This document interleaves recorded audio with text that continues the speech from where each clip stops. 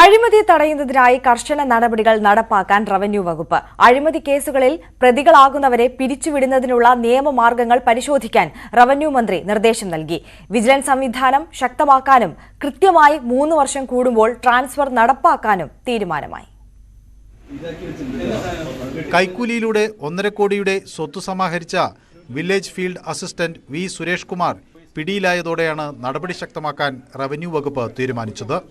നിലവിൽ സസ്പെൻഷൻ കാലയളവിൽ ജീവനക്കാർക്ക് ശമ്പളത്തിന്റെ നിശ്ചിത ശതമാനം ലഭിക്കും. സസ്പെൻഷൻ കാലാവധി കഴിഞ്ഞാൽ സർവീസിൽ പ്രവേശിക്കുമ്പോൾ ശമ്പളത്തിന്റെ കുടിശ്ശിക പൂർണ്ണമായും ലഭിക്കും. ഇത് കീഴ്വഴക്കമായി തുടരുന്നതിനാൽ അഴിമതി നടത്താൻ സർക്കാർ ജീവനക്കാർ മടിക്കുന്നില്ല. ഇത് അവസാനിപ്പിക്കാൻ ശക്തമായ തെളിവുകൾ ശേഖരിച്ച് കുറ്റക്കാരെ സർവീസിൽ നിന്ന് പിരിച്ചുവിടാനുള്ള സാധ്യതകളാണ് റവന്യൂ വകുപ്പ് പരിശോധിക്കുന്നത്. 3 വർഷം തുടർച്ചയായി വില്ലേജ് ഓഫീസുകളിൽ സേവനമനുഷ്ഠിച്ച വില്ലേജ് ഓഫീസർമാർ ഉൾപ്പെടെയുള്ളവരെ സ്ഥലം മാറ്റും. Revenue intelligence ശക്തിപ്പെടുത്തും.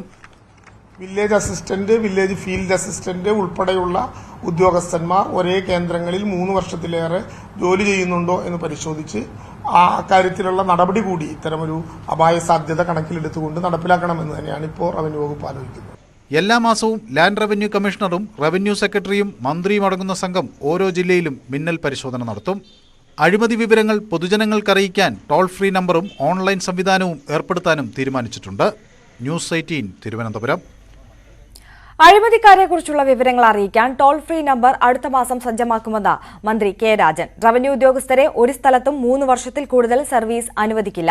പാലക്കാട്ടെ വില്ലേജ് അസിസ്റ്റന്റിന്റെ കൈക്കൂലി പാഠമായി ഉൾക്കൊള്ളണം. അഴിമതിക്കാരെ സർവീസിൽ നിന്നും പിരിച്ചുവിടാൻ സർക്കാരിന്റെ ഇടപെടൽ ആവശ്യമെന്നും റവന്യൂ മന്ത്രി പറഞ്ഞു.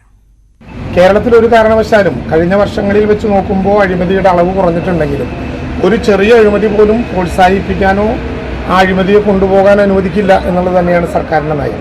റവന്യൂ വകുപ്പിനെ സംബന്ധിച്ചിടത്തോളം പ്രത്യേകമായി സമ്പൂർണ്ണമായ ഡിജിറ്റലൈസേഷനിലേക്ക് കടക്കുന്ന ഒരു ഘട്ടമാണ്. സ്വാഭാവികമായിട്ടും മുഖതാവിലാണ് ഇന്റർവ്യൂ നടത്താതെ തന്നെ തീരുമാനങ്ങൾ എടുക്കാൻ കഴിയുന്ന വിധത്തിൽ കൃത്യതയോട് കൂടിയിട്ടുള്ള ഡിജിറ്റലൈസേഷന്റെ നടപടികൾ സർക്കാർ നടത്തുന്നത് ഇത്തരത്തിലുള്ള ഒരു ശ്രമവും ഉണ്ടാകരുത് എന്ന് കരുതിക്കൊണ്ടാണ്. ഇന്നലെ ഉണ്ടായ നടപടികൾ വളരെ ദൗർഭാഗ്യകരമാണ്. അത് ഞെട്ടിക്കുന്ന സംഭവങ്ങളാണ്. കർശനമായ നടപടിയുമായിട്ടാണ് സർക്കാർ മുന്നോട്ട് പോകുന്നത്.